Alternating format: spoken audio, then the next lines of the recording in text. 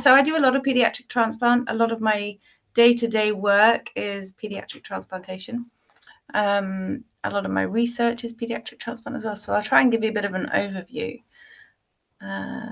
So who ends up with pediatric transplantation? Well, transplant sits at the very top of the ladder, and often children have been through many years of extensive therapy, extensive mechanical support until they've got to the point of transplantation.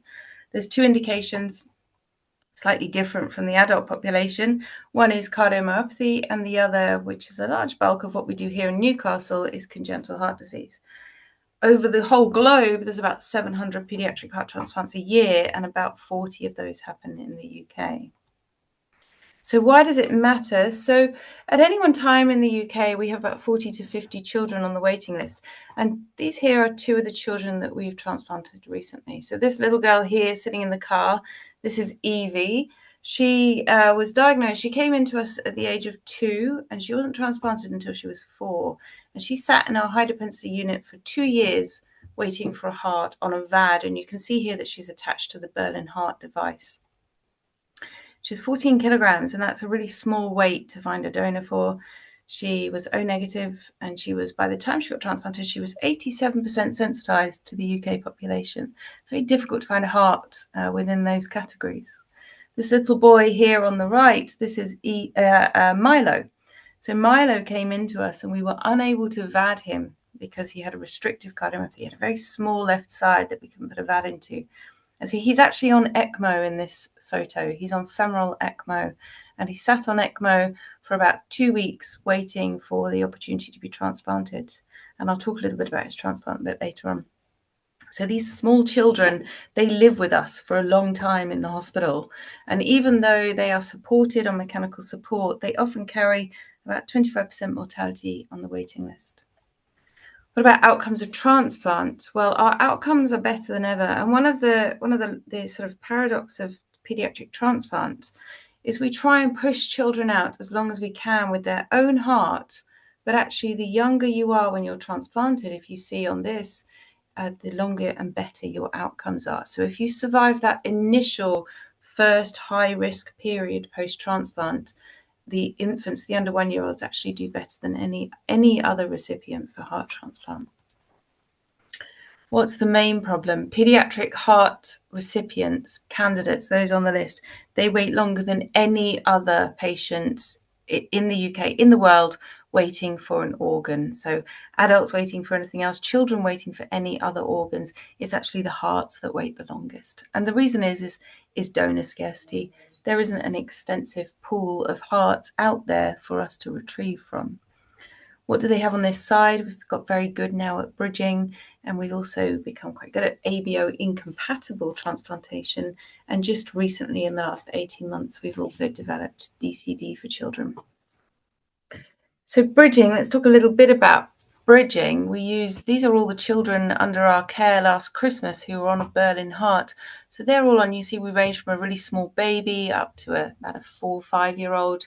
And these children are supported on this machine. It's a paracorporeal pump, meaning it sits outside of the body, and it's sized to how big the child is, and it supports that child either to transplant, to a decision, which is sometimes the more challenging, and sometimes if it's a myocarditis, it bridges them to recovery. The problem with these Berlin hearts is that it's very much a tightrope of anticoagulation. You give them too much and they bleed, and you give them too little and they end up with thromboembolic disease.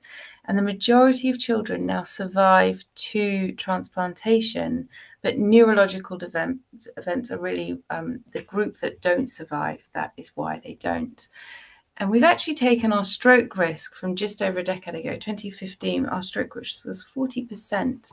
And our stroke risk now in this year, around the year of 2026 and the year before, we're now down much lower. And I just wonder, there are no cameras on, but I wonder, does anyone want to take a guess as to why, what one single factor it has been that has dropped our stroke rate so significantly? Anybody at all? It is the advent of bivalirudin. So the new type of anticoagulation that we're using. So previously we were on IV and fractionated heparin, and now we actually convert all of these children over to bivalirudin, and that's significantly changed our stroke risk. So this lady here, this is Laurie West. She's a hugely important character in paediatric transplant. She's an immunologist in Canada, and she's probably single-handedly contributed the most to the paediatric donor pool in the world. And that's because she developed our ability to do ABO-incompatible transplants. So small children do not have a mature immune system, and so you can manipulate it very well to allow you to transplant against blood group. We try to do this in the younger children, but actually we do sometimes take this up to 4 or 5 year olds. And the risk now, the outcomes, if very well managed, are comparable to ABO compatible transplants. So let's talk a bit about the surgical bit. That's the medical stuff. This is what you see when you take a heart out. It actually doesn't look as neat and tidy as that. But this is a normal cardiomyopathy baseline anatomy for a transplant once you have taken your heart out. We have a bicable anastomosis. But what we do first is we do the left atrium, we do the cuff at the back, then we do the PA, then we do the aorta, and then we take the clamp off so that the new heart is perfusing. And we do the IVC and the SVC with the heart beating. So we know that the heart at that point is getting all of the blood flow. Important things, the right ventricle is really, really prone to trouble during that time frame. And so we do everything we can to protect the right ventricle. And this one, so this is clean anatomy. This is a nice, easy transplant. The next recipient is a congenital patient, and I was actually asked to give this talk at ACHSA this year, and the title of it was Trying to Fit a Square Peg into a Heart-Shaped Hole. And so I'll go through some of the slides that I presented there. So who are these patients that we're trying to transplant into? Well, this is just a small mixture of who we have. We've got dextrocardic patients, meaning around the other way. CCTGA, and the main trouble with that is that our great vessels are leftward, rightward in the opposite direction, so that can be quite difficult. Systemic right atriums and right ventricles. Isomeric patients, where really everything can be transferred over to the left side. Single ventricle patients, that can be any combination of different glens, different types of glens, fontans and different types of fontans. There's often a damus to deal with as well. We quite often have stents in all of these different vessels. We've got things called baffles, which can often be quite calcified. And then on top of all this, we always have to deal with what we call collaterals. And I'll talk a little bit about collaterals shortly. At the Freeman, in our congenital service, 94% of our transplants are redo, and that includes pediatrics and it includes adult congenital as well. This is the most recent first-time stenotomy transplant that I have done. And you can see that even in that situation, even in a simple first time, this is the patient's right atrium. And so even those simple ones really are quite complex when it comes to congenital. Preparation, I have often said, is rightly 2/3 of any venture. That's a quote from Amelia Earhart, who's a pilot. It's really important when it comes to complex operations like this, that this goes on, this process of preparation. And in a normal operation, we do maybe a preoperative assessment. It's really important when it comes to transplant that a surgeon or the surgeons that will be doing this operation have done a pre-listing assessment. So a complex patient shouldn't go onto the list until you've gone through this process. And for me, that starts with imaging, goes through the history, goes through the data, and then it goes back to imaging again. And throughout those steps, what I'm thinking is, can I get the chest open? Can I get the patient onto bypass? Can I get the heart out? And can I get a normal heart in? And there's a lot of different things to think about in all of that. They sound like simple questions, but we can go through some of the difficulties with that. The next thing is, do I need to do anything, any interventions to allow this transplant to happen? Do I need anything to allow bypass to happen? Do I need anything to allow those anastomoses to happen safely? And also, do they need any intervention to manage collateral flow? And the last thing to think of is, do I need any hardware, any cannulas, any specific patches, any conduits? So let's go through those questions. Can I get the chest open in a timely fashion? So the first thing that we're talking about is adhesions. Often these patients have had multiple operations and everything within their mediastinum and within their thorax can be really quite solid and stuck. So you need to have a think about where they've had patches in, where they've got baffles. If they've had a VAD in, they tend to have really quite hideous adhesions. Previous infections and also previous surgeons, it's worth noting who and particularly in what time frame this operation was done. Pre 2 decades, we had a very different approach to hemostasis because we didn't have all of the things at our fingertips that we do now. We didn't have the same sorts of products. And so actually, when you had a lot of bleeding, you ended up with a lot of adhesions. Other things to think about is what structures are nearby. This top photo here, we can see the ventricular mass is right behind the sternum. So if you end up diatherming onto that, you're likely to cause arrhythmia. This one at the bottom here, we can see that there's a really rigid conduit sitting behind the sternum. And the problem with that is that once you open that sternum, that's likely to fracture as you pull the chest apart. And that, of course, will cause bleeding. Any conduits are worth thinking about. They don't behave in the way that normal vessels do, and they can fracture and split when you're reopening the chest. Systemic air entrainment. This is super important. So this patient here has a VAD in, which we can all see, but this VAD is a systemic RVAD. So this is somebody back pre-arterial switch who's been repaired with an atrial switch, a Senning or a mustard.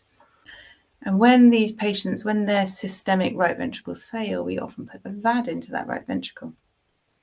Now, what that means when you go to transplant them is as you're opening under the sternum here, the heart that is right in front of you is in fact the RV, and that is systemic. So if you end up making a hole in either the ventricle or the right atrium with a VAD that is active, you suck air through straight away, and that air immediately goes to the ascending aorta and to the brain. You need to know exactly what you're dealing with when you go into that. This patient here is one that we recently transplanted, and you can very obviously see what the difficulty is here with getting the chest open. This isn't just an aortic aneurysm. This is a 3rd time reduced stenotomy, so there will be really dense adhesions around that aneurysm as well. And the next thing is, can I get them onto bypass?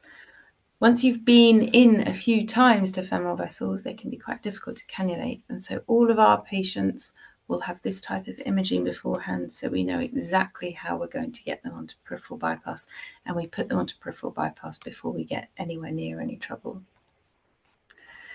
This is something that our cardiologists do for us. So if we don't have access, they will go in and they will open up those vessels for us. And you can see here, this is an SVC stent. Now that's great, it gives you access, allows you to put lines in, but what it does do, it makes it very difficult to work with this structure afterwards because that will be rigid and it's quite difficult to anastomose through stents. Even once you're on bypass, you're not completely safe. If you remember this picture, being on bypass isn't going to save you if you end up in this aneurysm. So you need to think about cooling and preparing for such a thing. This is also another recent patient. So being on bypass here doesn't save you from this, which looks like another liver inside the right atrium, but is in fact an enormous thrombus. Next question, can I get the heart out? And the real question here is, can I get the heart out without damaging anything, without leaving behind so much damage that we have comorbidity? And that regards to taking out previous shunts, previous stents, patches, and in particular paying attention to your nerves. And this patient here that you can see, this is a previous central shunt from nearly 40 years ago before we transplanted, and it's become completely calcified and really encased the aorta. And the problem with that is this is exactly where we need to be anastomosing. So you need to think, can I take that down and can I get to that and safely anastomose that?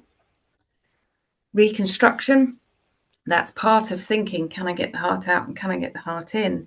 And the simplest part of that is, for example, a left SVC. You need to think about, do I need to anastomose it? Do I need to do that before the new heart is in? Because it can be very difficult to get up into this left SVC territory with a new heart that's trying to find its feet? And also, what do I use to do that? And we often use an armoured graft, and you can see here this Gore-Tex armoured graft of a left SVC that's running all the way across and anterior and joining the right atrial appendage. Reconstruction again. So what you need to think about, particularly when it comes to single ventricles, they might have a Glenn that you need to disconnect and patch. They might have a Fontan, which means you just need to disconnect and patch lots of things to create normal circulation. And you need to plan that into how you're going to do it. You need to think, am I going to reconstruct while the heart is on the plane? Am I going to do it while it's sat in the corner in an ice box? You need to know about yourself, your own timings, how quick you are, how quick your team is, and how complex you think the case is. Can I get a normal heart in? So this is the same patient. This is a dextrocardic patient with the LV rightward facing and completely posterior. And this is the patient transplanted with a new heart, which is not a dextrocardic heart, with the LV pointing leftward in the normal position. And the way that we do that is we take all of the pleura down widely, taking care of the phrenic nerves, but taking down all of the pleura to allow it to fall widely open. And then you put the heart in, and wherever it lies, you reconstruct that pleura to create a sort of hammock around it. Collaterals. Important when we think about collaterals. Collaterals are often the thing that is keeping our patients alive and well while they wait on the list. But once you get into transplant, they actually are what we think of as disruptors. They can make things very difficult. There's lots of different collaterals come across. There's AP collaterals. That's aortopulmonary. So that's when patients are cyanotic. They'll often open up these extra vessels. And this is a patient here who's had their mammary arteries, which are a big driver of AP collaterals, all coiled to try and close those collaterals off. VV collaterals, these because of high venous pressure, in particular in relation to Glens and Fontans, but what happens is they bleed an awful lot when you operate. Systemic venous to pulmonary venous, which we find in the Fontan, and then pulmonary AVMs as well, which is where we have a sort of incomplete single ventricle physiology. So what impact do they have? When you have collateral flow that is decompressing or adding flow into one side or the other, your assessment of the heart is extremely unreliable, and that makes it much harder to make good decisions. When you're measuring your PA pressures or your venous pressures, you actually might not be measuring them because a lot of that pressure might be decompressing elsewhere. Once they come into theatre, these collaterals follow the child into theatre and they become the surgeon's problem. You can be completely flooded by collateral flow. You can have a lot of bleeding. It can be very difficult to wean bypass. Every additional mil of flow that is coming back to the new left atrium, so all of that collateral flow is additional flow that the new heart has to deal with. And that new heart has been on its own adventure. And what you want to do is make its job as easy as possible, and collaterals actually make it much more challenging. And then follow the child to the intensive care unit. You can end up with persistent flooding of the lungs. The new LV can be struggling. You can have continuous persistent hypoxia. If you've got systemic veins which are dumping into your pulmonary veins, you end up with a great heart, good circulation, but consistently hypoxic. And these collaterals cause a lot of bleeding as well. So let's have a quick think about donors. In children, we have to often think about weight ratio, and we do as best as we can to try and match weight for weight, but it's very rare that you get the perfect donor. We will take them up to 3 times when we oversize these donors. So that's a donor that is 3 times the size of the recipient child. Cold ischemic time, we'd always gone to 4 hours previously, but we now use devices to allow us to go a bit further. And then ejection fraction. In children, we tend to allow slightly lower and more to be more acceptable. And the reason being is that children don't have coronary disease. They haven't had these hearts battered for 40 odd years. And so if a child has been through an event which has altered their ejection fraction, if they've had an arrest or if there's something that has occurred, but they're a fit and well child previously, we're almost always certain that that function will recover with time. Let's talk about the different types of donors. So there's DBD, and DBD is a brain dead donor. They are actually a declining resource. We don't see many DBD donors anymore, and that's because we've got really good at wearing bicycle helmets and wearing seatbelts. Secondly, children are difficult to diagnose as DBD. They often maintain some reflex activity, particularly those children who have open fontanelles, because they don't cone in the same way. And lastly, the diagnosis of death by neurological criteria, so DBD requirements, is actually diminishing in children in the UK. The reason being, we think, is that in the UK, a normal way for a child to die, if there is such a thing, is withdrawal of life support, and that's comfortable. And in the UK, a PICU is likely to only see one child with neurological death every 2 years, and therefore it becomes very unfamiliar and it becomes uncomfortable. And that leads to further discomfort with diagnosing neurological criteria. So actually what we're seeing with DBD is it gets less and less.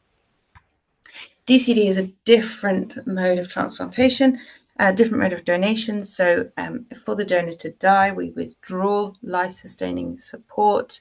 The patient arrests in a more standard fashion that we all understand, has a cardiac arrest. We have a 5-minute standoff period, and then we rapidly take the heart out.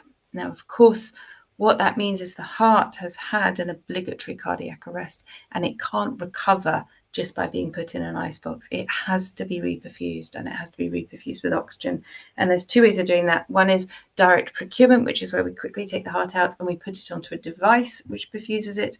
And the other is something called thoracoabdominal, or TANRP, and that is where you reanimate the heart within the donor body.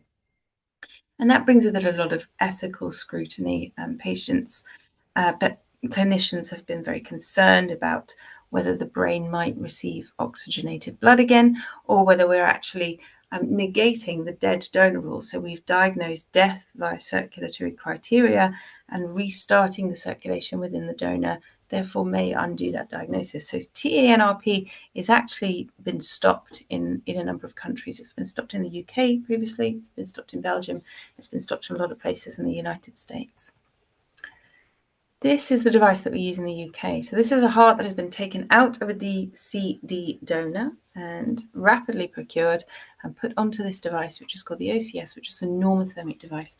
And it runs warm blood into the aorta, into the coronary arteries, and it provides oxygen, and the heart reanimates. And that's why we see it beating. Now, for many years, we've tried to use this for children, but unfortunately, it's not suitable for children because it runs at a high aortic pressure, and that causes damage. This is some data from Spain, and in Spain they do use TANRP, with that process where you reanimate within the donor body, and it's very much societally accepted, and they have managed to increase their paediatric heart transplants by 35%. And you can see here, year on year since they introduced TANRP, that actually they've almost doubled in the last couple of years. What about the UK? Well, we have a donation crisis. We don't have any child donors. It's a really low consent rate. But the question has always been whether we are retrieving every heart that we can. And the answer, unfortunately, has always been no. So if you look at this graph, these are DBD hearts. Red is where DBD donors over 10 years. And red is where we have retrieved the heart. And blue is where we haven't. And you can see for DBD, we do pretty well. We've retrieved 128 hearts, so nearly 2/3. If you look at DCD here, it's really dismal. So we've had nearly 140 child donors, and we've only retrieved 15 of their hearts. If we break that down into DCD donors by age, again, this is 10 years of data. You can see that a DCD heart, we've retrieved 8 teenagers, 14 younger teenagers, 1 9-year-old, and we'd never previously retrieved a heart from anyone under the age of 5 until recently. So we have started using a new device which is called HOPE. This is the ex vivo device, and it's hypothermic oxygenated perfusion, and it runs cold oxygenated blood into the aorta instead of warm blood. What that means, if it's low temperature and it's high potassium, cold, low temperature, it keeps the heart in diastole. Because it's not beating, it doesn't need a lot of oxygen. Because it doesn't need a lot of oxygen, it doesn't need a great deal of delivery. Because it's not beating, it doesn't have high pressure to overcome. That means it has a low pressure requirement. And what that means is we can run this low flow, low pressure, continuous oxygenated cardioplegia, and we run that at 20 millimeters of mercury. And that preserves the heart, it recovers the heart, and it also limits the amount of reperfusion injury. And it's really perfect for perfusing a child's heart. It's a lot of data. This is a lot of the different teams that we've all worked together to get this off the ground. But essentially what it shows is that hypothermic perfusion allows recovery of an arrested heart. And so that's what we're now using at the Freeman Hospital for recovering children's hearts. I'll tell you about a few of our cases. This was Evie Green, the child I told you about at the beginning, who'd waited 2 years. We retrieved a heart for her in the summer of 24. This was a 13 kilogram donor. We travelled for 6 hours with the heart on that device from abroad. And we brought that heart, and she's now doing extremely well. This is now 2 years post-transplant.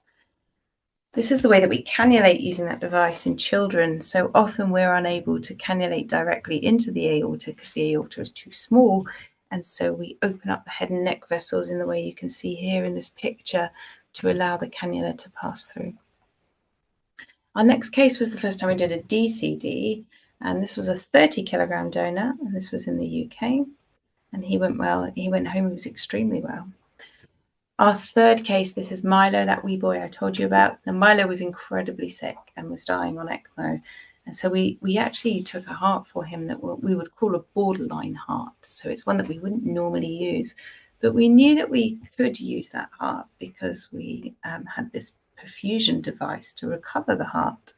He was extubated at day 5, and he's now doing football competitions. He's doing extremely well. Our fourth case, this was a European heart, and it was from a 9 kilogram baby. It's really one of the smallest ones that we've done. And this aorta was very small. We couldn't even use that technique that I mentioned before.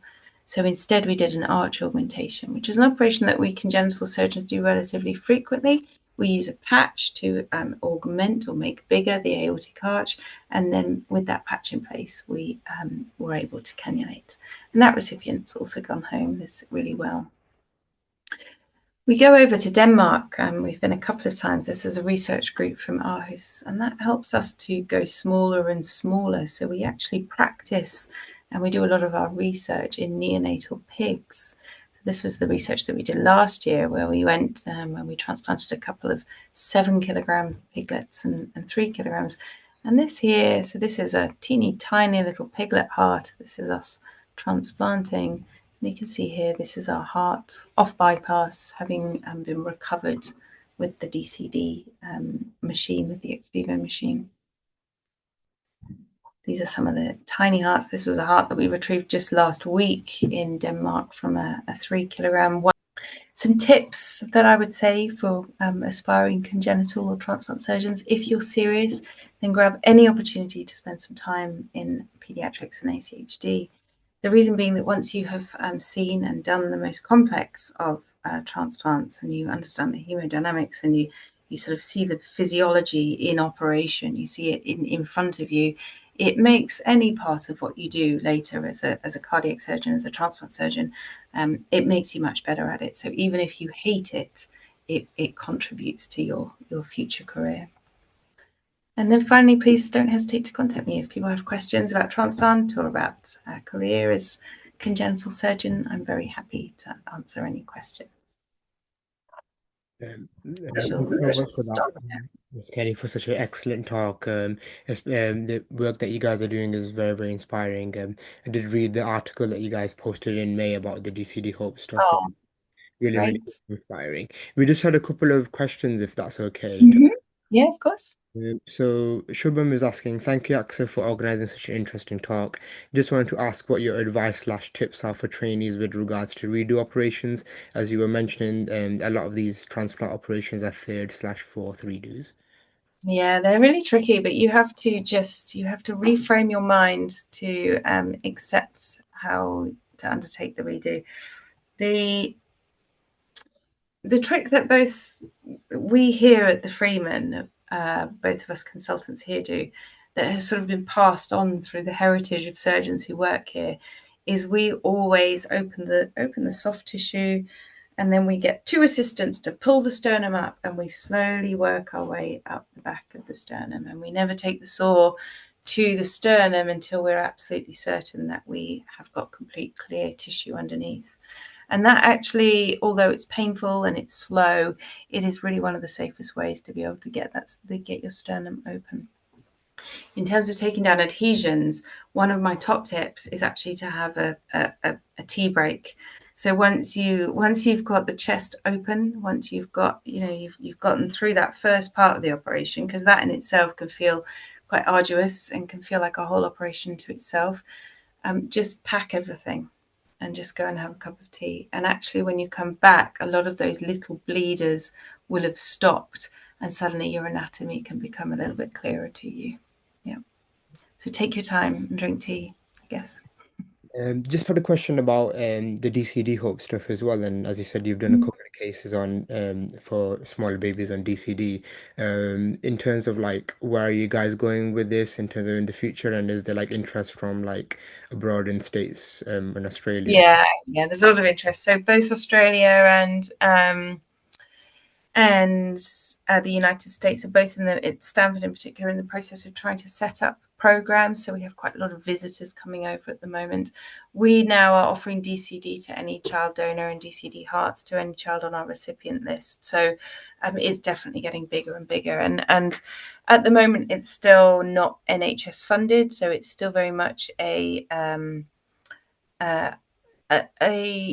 not a formalized program, but we think within the next 6 months or so it will become a formal transplant program. Yeah. And Natasha's asking, thank you so much for a brilliant talk. Really enjoyed. Quick question: did you have to do any specific fellowships or training to do transplantation, or is it all incorporated into the UK congenital training? Yeah, you do have to do specific fellowship in transplantation to be able to do this. I suppose, did I do a specific one? No, because I spent my whole training years in a transplant centre. And so a lot of my early years training were, in fact, transplant related. And my later years training, when I've gone to Australia and New Zealand, has actually been to do more of the sort of normal congenital work, because a massive amount of my work here in the UK have been transplant related. It is really important to do if you want to do paediatric or congenital transplant, to do a congenital job and to do something which is incorporating transplantation as well. And there's quite a few centres around the world that will offer that. Yeah. Ethan's asking, I was wondering if Miss Kenny has noted any change in prevalence of postoperative complications in DCD with HOPE in comparison to those without. As in, have we seen, do the DCD children do better or worse? Let me just see the bridging. I think as noted any change in prevalence of postoperative complications in. No, actually, the DCD children are doing, in fact, doing better than the DBD children. And I think that is in part because we're choosing the right, we're being very cautious early on, but also I think a DCD heart that hasn't been through a brain trauma, and brain trauma tends to lead to really high catecholamines and a big storm. And we all know that when someone has a major brain injury, their blood pressure goes up and their heart rate goes down, and actually that's quite a lot of stress for a heart. The DCD hearts, a quick arrest and on to recovery, they seem to be doing better. Yeah. Interesting. Akshay is asking, thank you for a wonderful talk. You had mentioned that previously a ratio of 2 to 1 was tolerated for size of the donor heart to the recipient, which can be stretched to 3 to 1. Is there any specific techniques to manage the size of the donor heart? Yeah, it's a good question. So we do go up to 3, but we quite often see respiratory problems. And the reason being is that the bronchus in particular, the left main bronchus behind the heart, can become squashed.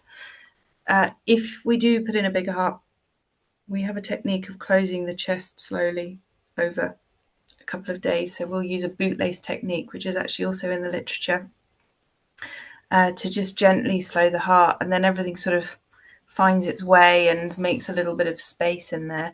We don't trim anything down. We don't remove anything to make more space in there. We just slowly close to allow that heart to find its feet. Yeah. Natasha asking, also regarding to bridging to transplant, what is the preferred device? Berlin Heart, HeartMate 3, ECMO? Yeah, it depends on the situation. So they're all those devices are deployed in different situations. So HeartMate 3 is an excellent device for you to go home and live a relatively normal life with a VAD implanted, but it's not for children. It's for people who are 25 kilos and above.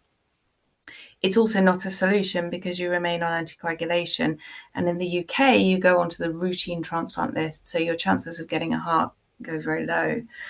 A Berlin heart is the only option for small children. So that's the preferred device for a child that is stable to go onto a VAD. We put them onto a VAD and that allows them to run around, go to the fair, do normal things, but they remain on the urgent transplant list and they remain in a high dependency unit. So it's a big life limiting event. ECMO is a terrible way to wait for a transplant because it carries much higher morbidity than anything else. But it's the only option that we really have if you're profoundly unwell and can't be VADed. So often ECMO is our salvage device to get us out of the situation. So they're all deployed in different ways. I think Ujwala has a question for you as well. Yeah, thank you so much, Mbasha. Thanks so much for a fantastic talk, Ms. Kenny. It's really, really Yeah. amazing stuff. I had a couple of questions actually. So the first thing I think you talked about matching like organ donor matching, recipient donor matching, rather using weight. Yeah. I'm not sure if this is sort of more a sort of idiosyncrasy of towards the pediatric side, but is there much of a role of things like predicted heart mass ratios, for example, in pediatric transplantation? Because Yeah. I know obviously that's something that's used a lot more on the adult side rather than weight with sort Yeah. of a lot of the evidence, but I wonder whether there's any role for that in pediatrics. And there's a couple of papers out there that talk about weight ratios and matching. I must admit there's the data that it comes down to, the crunch of the data, and then Mm, there's experience. And the majority of pediatric surgeons who are transplanting, in your first couple of years, you probably rely on that sort of data a bit more, and then you begin to understand a little bit more about how it works. And the weight, there's other factors that play in. A child that's been in long-term cardiomyopathy and is dilated will have a mm, massive heart, and therefore the weight of the donor, you know that you can take yourself up a bit higher because actually they will have the capacity there to take a heart. A mm, hyperplastic child, if you did a 3 times donor, you'd be in real trouble because yeah. hyperplastic hearts remain very, very small and you don't have much space. So there is some scope for data, but it's also a Mm. little bit about all of the different aspects that you think of. Yeah. Yeah, definitely sounds there's quite an impact, a role of sort of personalized choice, not just relying Yeah. on sort of hard and Yeah. fast thresholds, I guess. Yeah. And then I guess the other thing I was wondering what your thoughts were was obviously I appreciate with things like the OCS, obviously they're not suitable for pediatric hearts due to sort of the pressures and the sizes and requirements for sort of blood harvesting and things like that to Mhm. prime and whatever. Do you see a future role for sort of adaptations and future devices, things like the Morgan, for example? And do you see maybe there's something lacking in hope in the sense of you don't get that beating sort of functional assessment that you would get, for example, with the OCS for an adult heart, for example? Well, I'll turn that back to you. What do you think of a heart that is beating on a machine that is metabolically isolated, completely unloaded, and sitting in a machine? It's not doing its job. Because No, the very best very surgeons unphysiological. Yeah, will look at a beating heart on the OCS and turn it down on the basis of what they see. You're not looking at true yeah, function. And the other function parameter that we use is lactate. And even Papworth mm, themselves, the most yeah, prolific user yeah, of OCS, have published a paper to show that lactate doesn't tell you anything about it. yeah, So yes, my opinion is you have to move yourself away from being reassured by completely false reassurances towards better preservation. And for 60, 70 years, cardiac surgeons have known that cold is better for the heart. We all know that. If you've got a really long bypass operation to do, you cool yourself down, right? We all yeah, know that cold is better for the heart. We run cold cardioplegia. We know that cold is better. Drops your metabolic rate. And with hope, you're doing exactly the same thing. So you're providing the oxygenation. So if you think about a heart that is a good heart and you expose it to a really rigid protocol of withdrawal, recovery, perfusion, there is no reason why that heart wouldn't recover. It doesn't have coronary disease. It doesn't have any kind of baseline pathology. So as long as you expose it to what you know it can tolerate and you allow it the time to recover on the machine, you're accepting better preservation. But you just have to trust the physiology. You Trust don't the get process. to see it beating, but most people who use OCS will tell you that it beating is yeah. Yeah. And I guess you have the benefit of having much longer transit times. Things like, the transatlantic one, for example, you'd never be able to achieve anywhere else. So Exactly. thank you very much. And the Morgan, of course, it's always very interesting, and we all wait for news on such things. Yeah. They come. Yeah. We think we found a good solution here, and it's certainly working as well for us. Yeah. Thanks so much. You're very welcome.